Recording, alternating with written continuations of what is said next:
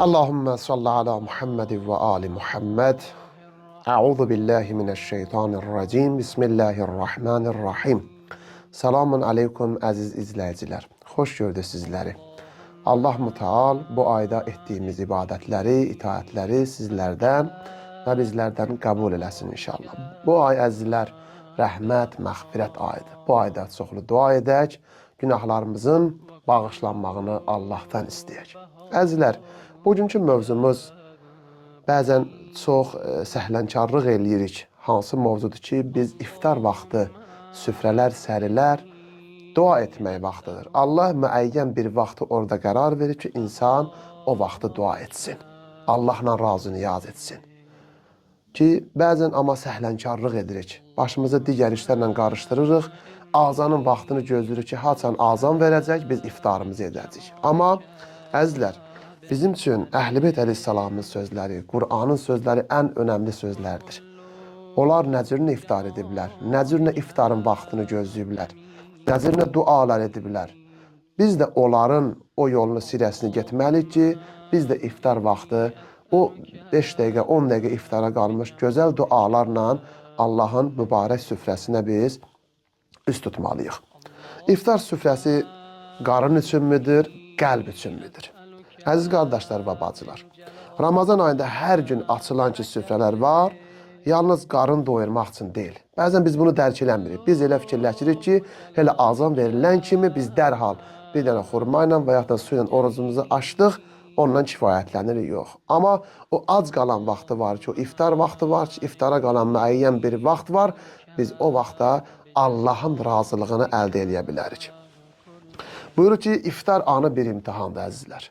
Allah Teala'nın bütün nemətləri sənin göz qabağındadır, amma ixtiyarın yoxdur ki, o nemətlərdən birindən istifadə edəsən. Sən süfrəni qarın üçün qurursan, yoxsa qəlbin üçün qurmursan bu süfrəni, əzizlər. Yəni, biz qəlbimizlə hər şey o nemətin müqabilində şükür etməli, bacarmalıyıq.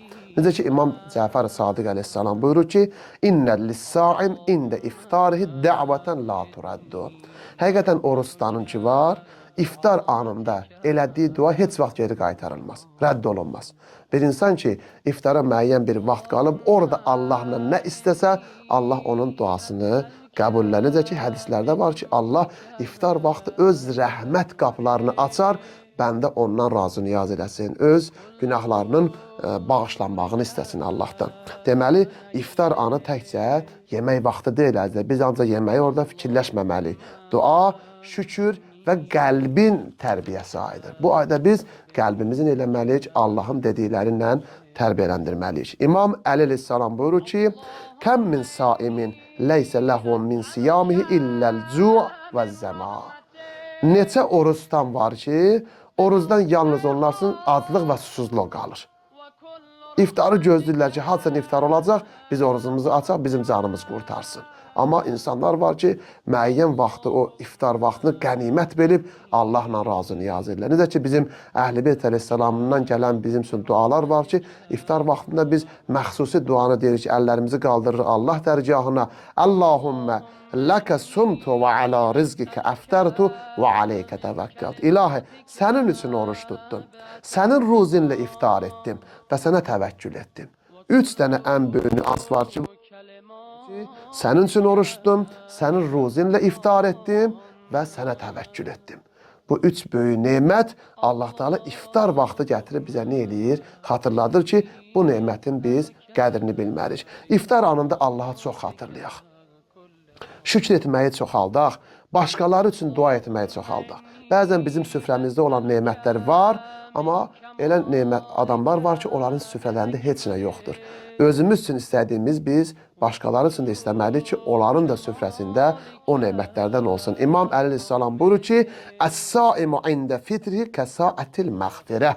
Oruç tutanın iftar anı bağışlanması saatıdır. Ki, insan oruç tutan vaxtı gələn nə eləsin? Allahdan bağışlanma diləsin. Bu hədis göstərir ki, bizə əzizlər, yalnız aclığı yatırmaq deyil, Allahın rəhmətinə qovuşmaq anıdır iftar vaxtı. Görərsən ki, insan səhərdən axşama qədər özünü gözləyib, haramdan, halaldan, hər bir Allahın ki vacibatı var, onları qoruyub, saxlayıb, haramdan çəkinib, özünü iftara qədər saxlayıb. Qiyamət günündə Allah Teala baxır ki, bəndəm bu işi görüb, Allah Teala bizi öz cənnəti ilə və öz Kovsəri ilə bizi neyləyər? Müjdələyər. Odur ki, İmam Həsən Əskəri əleyhissalam buyurur ki, Fətrus saim mərhələtu şükr və təvəkkülü ələllah.